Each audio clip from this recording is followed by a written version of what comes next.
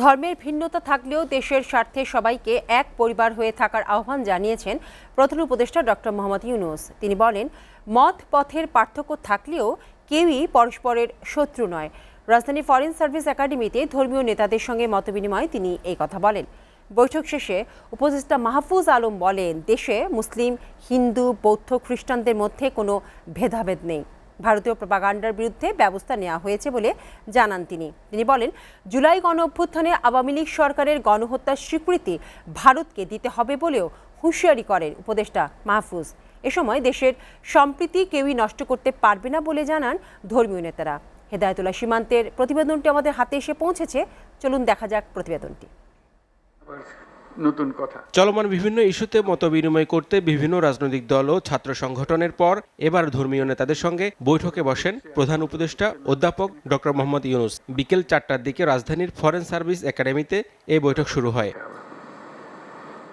ভারতীয় মিডিয়ায় অপপ্রচার এবং উস্কানির বিরুদ্ধে ধর্ম, দলমত নির্বিশেষে জাতীয় ঐক্য গড়ে তুলতে এবং সাম্প্রদায়িক সম্প্রীতি অটুট রাখতে ধারাবাহিক এই বৈঠক।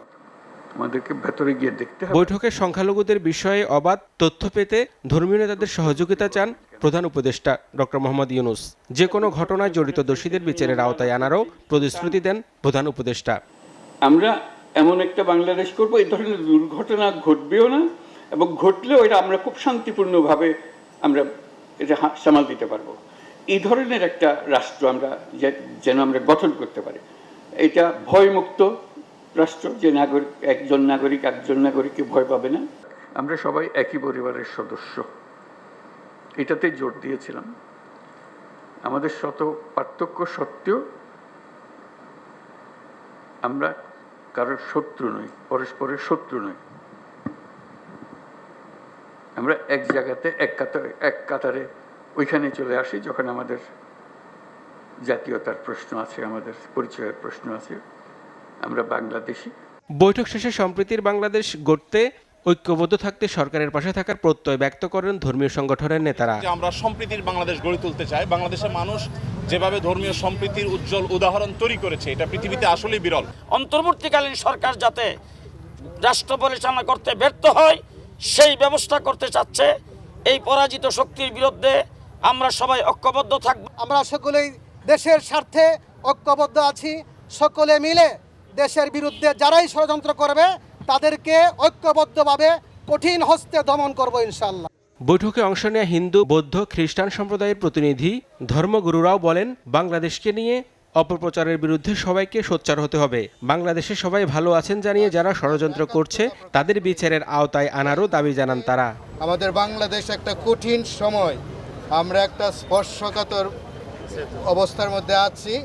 তাহলে আমাদের ঐক্যবদ্ধ থাকতে হবে, এটা আমাদের প্রধান কথা, আমাদের ঐক্যবদ্ধ থাকতে হবে। যুব সমাজের যেই ব্যক্তিত্ব, যে লিডারশিপ, যে সম্মান, যে মর্যাদা কোনোভাবে যেন ধ্বংস না করে।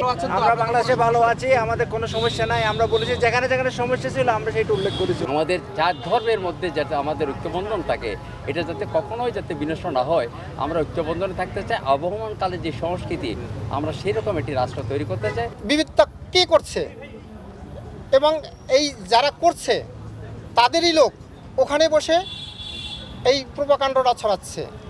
এখন এখানে আমি হিন্দু, এই মুসলিম, বৌদ্ধ, খ্রিস্টান সকলেই তো উপস্থিত হয়েছি। কারোর মধ্যে তো ফাটল নেই, কারোর মধ্যে বিভেদ নেই। পরে উপদেষ্টা মাহফুজ আলম বলেন, বাংলাদেশের মানুষ সাম্প্রদায়িক সম্প্রীতিতে ঐক্যবদ্ধ।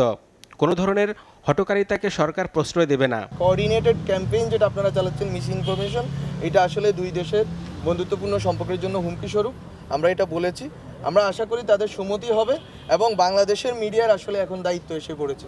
এ সময় জুলাই গণ অভ্যুত্থানে ও আওয়ামী লীগ সরকারের গণহত্যার স্বীকৃতি ভারতকে দিতে হবে বলেও উল্লেখ করেন মাহফুজ আলম। যেটা হচ্ছে জুলাই গণ অভ্যুত্থানের এবং শেখ হাসিনার নেতৃত্বে যে fascist government, Awami League government যে গণহত্যা চালিয়েছে, এটার স্বীকৃতি আগে ভারতকে দিতে হবে। এটা আমরা বারবার যখনই আমাদের কথা বলার সুযোগ হয়েছে আমরা তাদেরকে তুলেছি।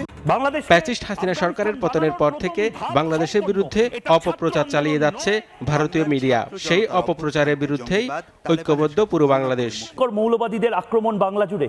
হেদায়েতুল্লাহ সীমান্ত, এসএটিভি, ঢাকা।